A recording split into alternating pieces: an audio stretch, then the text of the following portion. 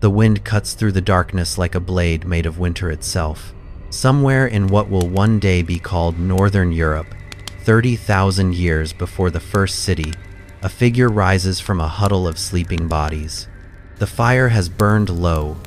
The mammoth hide shelter creaks against the frozen gust. And this human, wrapped in caribou fur, faces a decision that has confronted every member of our species since the beginning. Nature is calling. And out there, beyond the faint orange glow of dying embers, the Ice Age waits with temperatures that can freeze exposed flesh in minutes and predators that hunt by starlight. This is not a bathroom break.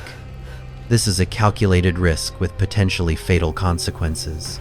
And yet it must be done. Because even in an era of saber-toothed cats and glacier walls and the constant specter of starvation, the human body makes no exceptions. It demands what it demands, and survival means answering that demand without dying in the process. We rarely think about this. When we imagine our ancestors in the Pleistocene, we picture the hunts, the migrations, the cave paintings, the moments of triumph and tragedy that seem worthy of memory. But between those moments existed the ordinary, the deeply human. The biological reality that every single day, multiple times a day, these people had to relieve themselves in a world that offered no privacy, no sanitation, and no mercy for the vulnerable. Understanding how they managed this tells us something profound about who we were and who we still are. The Ice Age spanned tens of thousands of years, with glacial periods pushing massive ice sheets across continents and forcing human populations into refugia, pockets of survivable land where small bands clung to existence. These were not primitive people in any meaningful sense. Their brains were identical to ours. Their social structures were complex. Their survival skills were so refined that they thrived in conditions that would kill most modern humans within days. But they had no infrastructure, no plumbing, no designated facilities. Every biological function had to be integrated into a lifestyle of constant movement, constant vigilance, and constant adaptation. The first and most critical consideration was location. You did not simply step outside and find a convenient spot. You assessed the wind direction, because in sub-zero temperatures, the consequences of poor positioning were immediate and severe. You listened for sounds in the darkness. You scanned for movement. Many Ice Age environments were relatively open, tundra and steppe with limited tree cover, meaning concealment was difficult. But concealment from what? From predators, certainly. Cave hyenas, wolves, and the great cats were opportunistic. A solitary human in a compromised position was an invitation. Archaeological evidence suggests that human remains occasionally show signs of predator scavenging, and while we cannot know the exact circumstances, the vulnerability of certain moments would not have escaped our ancestors' notice. But there was also the social dimension. Humans are inherently social creatures, and even in the Ice Age, privacy carried meaning. Anthropological studies of modern hunter-gatherer societies reveal consistent patterns. Defecation is almost universally treated as a private act, something done away from the group, away from food preparation, away from sleeping areas. This is not arbitrary modesty. It is deeply rooted behavior with clear survival logic. Human waste attracts insects and scavengers. It spreads disease. It contaminates water sources and food supplies. The instinct to distance ourselves from our own waste is not merely cultural.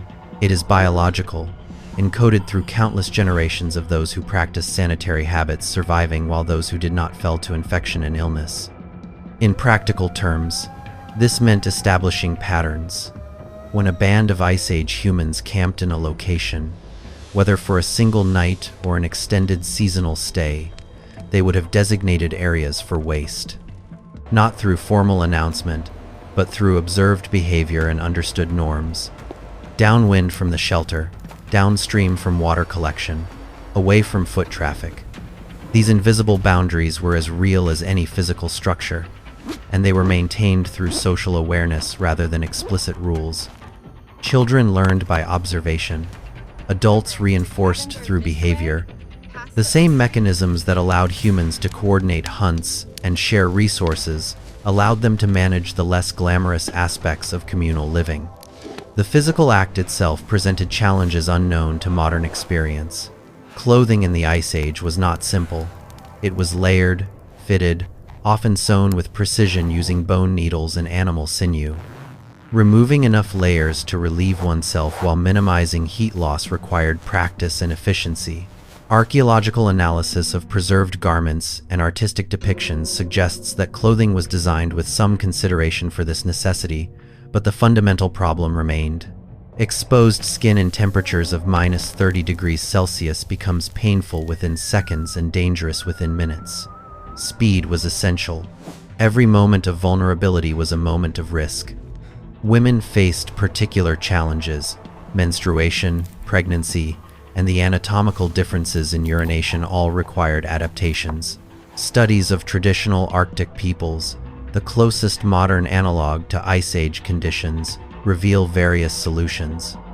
Absorbent materials such as moss, dried grass, or soft animal hides served purposes similar to modern hygiene products.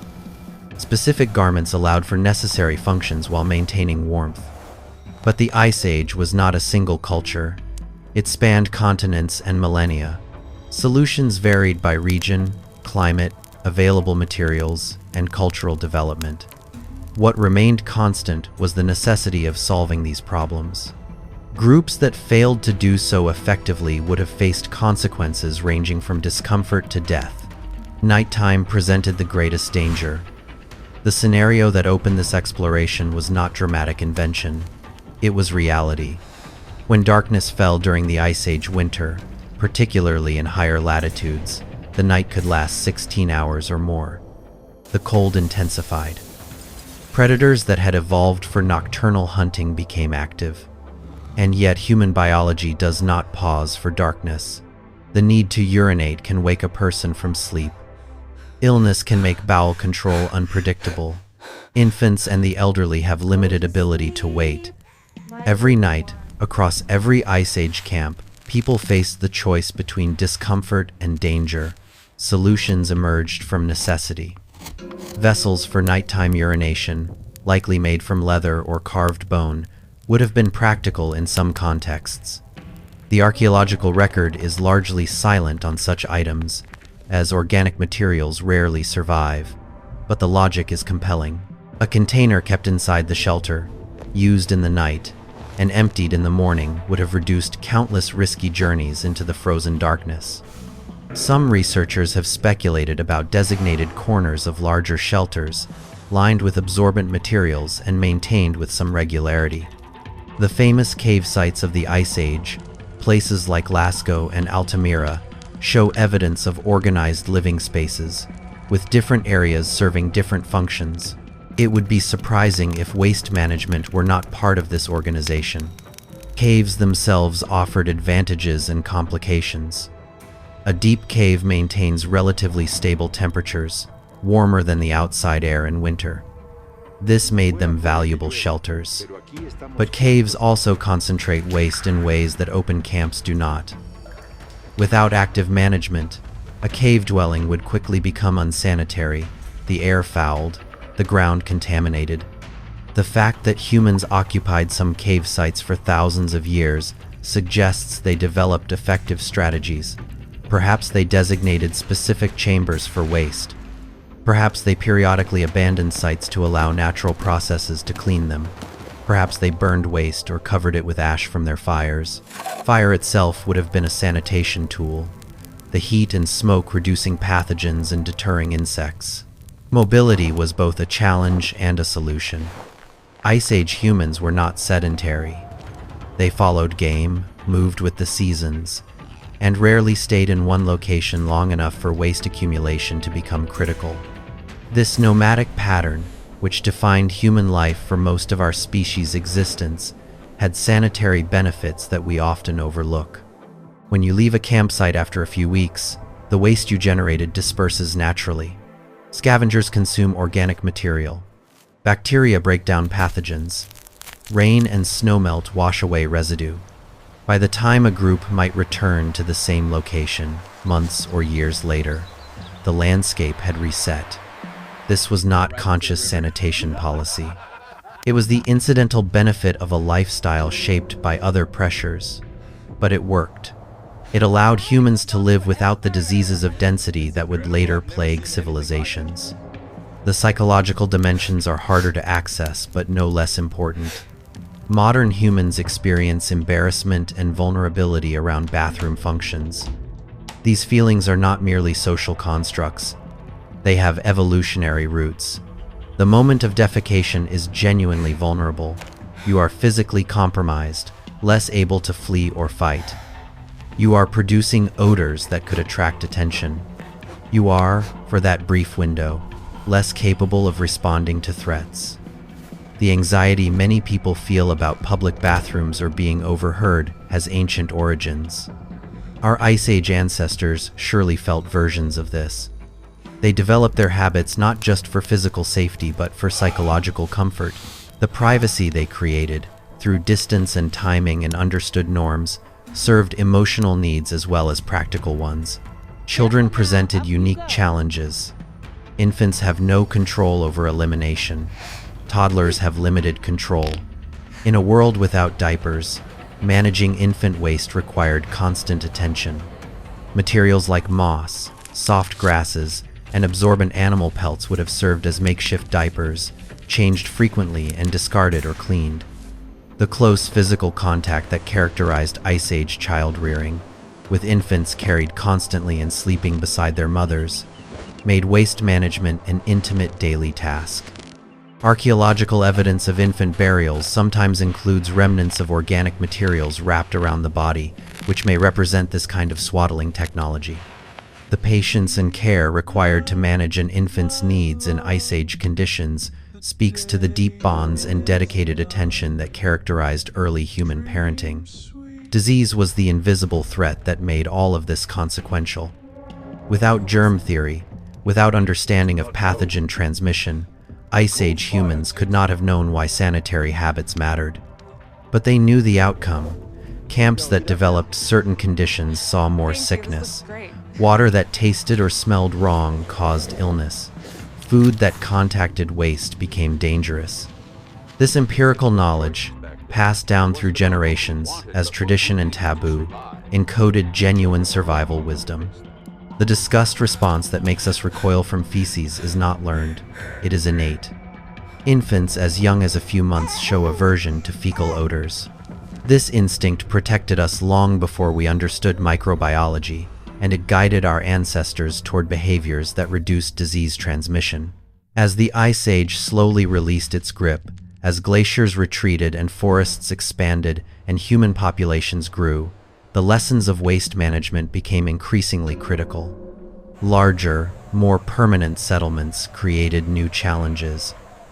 You could not simply walk away from a village when it became unsanitary. The solutions that emerged, designated latrines, waste removal, eventually the sewer systems of early civilizations, all grew from the same fundamental understanding that our Ice Age ancestors had developed through harsh experience. Keep waste away from living spaces. Keep it away from food. Keep it away from water.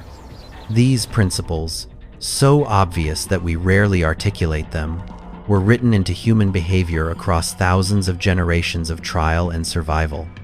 The transition from nomadic bands to settled villages to cities was, in many ways, a sanitation challenge as much as a social one.